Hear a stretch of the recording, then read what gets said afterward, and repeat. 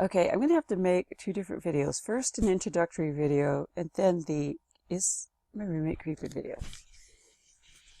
Now, let's start at the beginning. I'm a part-time DJ. I'm also a gaming DJ. You know, in certain games, I've been a DJ with a web DJ. And I've done some club DJing. I'm ex-military, and I've spent a lot of my time in the service industry and contracting. So, you know, my nest egg wasn't huge to begin with. When my 401k tanked, that was pretty much the end for me. I spent what little of it was left taking care of my mother, and was left with pretty much nothing now. Last October, my mother died suddenly. It wasn't because of her health issues, it was just an accident. Yay, VA care. She, had to go 3 months each time to try to get hold of her primary care physician to tell them something's wrong. Well, the new painkiller they had given her was something wrong. But she had had a small fall, and so she had also a painful hip replacement. It was always giving her problems. So after the small fall, she was taking some pain. She just, couldn't help herself. She was going to take the painkiller because she had it. But it, once again, had the bad reaction, and so she got up in the middle of the night and took all of her major meds all over again at 2 o'clock in the morning. We were talking blood thinners and things like that. So she overdosed on her meds and passed away in the morning when I was trying to get my son ready for school. So that left me in a bad case because I had just put all my money that was left into us getting a house here in Arizona. Well, the money was given back to her account, so I don't have the money, and I'm never going to. She only has so many debts that she has. There's no way once probate actually starts that any of that bank account's going to me or my sister. So, she just didn't have a lot. And what little she did have was stolen by her caretakers, which is why I was out in North Carolina instead of here in Arizona in the first place. So my mom dies. I'm left out on a limb. I can't take care of any of the cash that was being paid by the government to take care of her as a caretaker. She had extra money coming in for caretaking. And that was what kept me from having to go and work. I could actually, stay home with her and my son, homeschool him, and take care of her and get her health up. So I was suddenly without money. All the bills were due because she died towards the end of the month. And boy, they sure kept that money fast. I ended up homeless. Literally homeless. At Christmas time. It was cold here in Phoenix when I came out the first time. Because I had to get half our stuff was already out here shipped, and the other half, well, I took it with myself.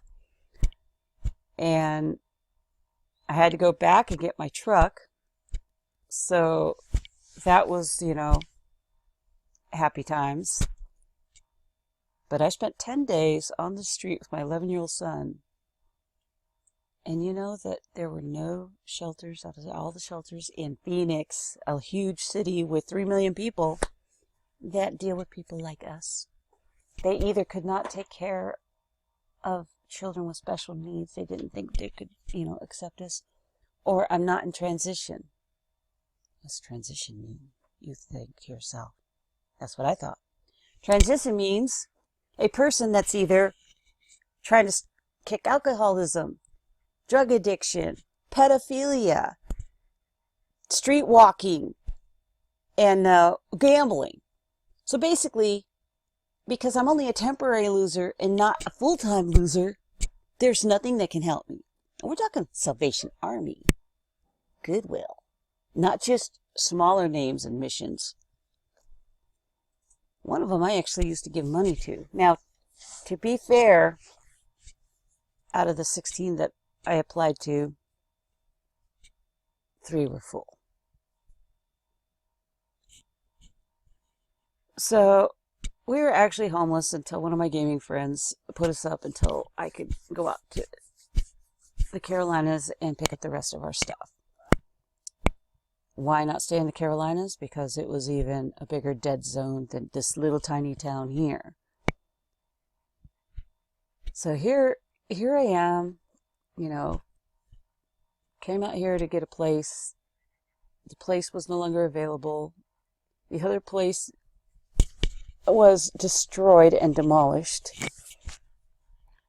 And the manager was not anywhere to be found. He was on vacation.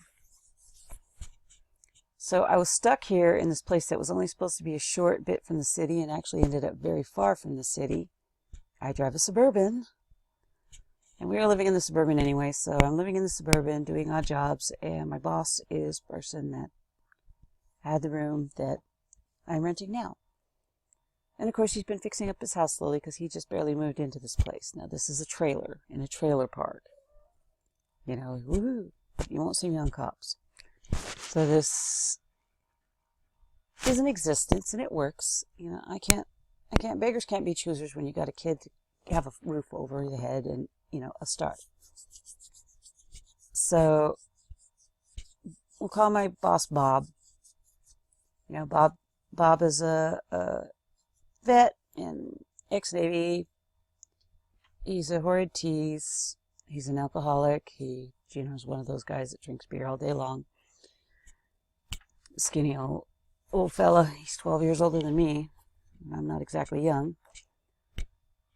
He got COPD, but he smokes like a train. And he's one of those kind of smokers that annoys people, you know, that leaves butts and ashes everywhere. Not to mention when he, you know, has coughing fits with the COPD, you know, pick a paper towel up and wipe it. Nope. I mean, this is at job sites or any place that he goes. So, ew. But I try to keep my OCD, clean freak tendencies down to a minimal because otherwise I'll have nervous breakdowns. So I just kind of keep things at the middle. I mean, heck, I don't even have a proper place to be yet. So my son and I share this room. And we have the back bathroom, so that's fine and dandy. So that's a brief history on where I am today. I'm in a small little mining town that is next to two other small little mining towns that were all based on the same mines.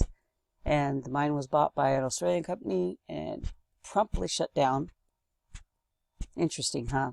That a foreign company can come in and buy a copper mine in the United States that is our resources and shut it down to control the market. Nice, huh? Yeah. But anyway, so the town dried up and, you know, you just got the holdovers here and then the two other small towns that are nearby. And it's out in the middle of the nowhere mountains of Arizona. But I like the desert, so it's okay. I do part-time contracting. I do some ranch hand work, and I'm doing contracting work because those are the easiest day labor jobs to get until I can get an above-board job somewhere, anywhere. So, my allergies are bothering me, mostly because of the smoking. That's a brief what's happening. I mean, what you see here is about as sexy as I get, you know, a tank top. I mean, I am endowed, so, you know, for those that like that, I can get those kind of people's attention.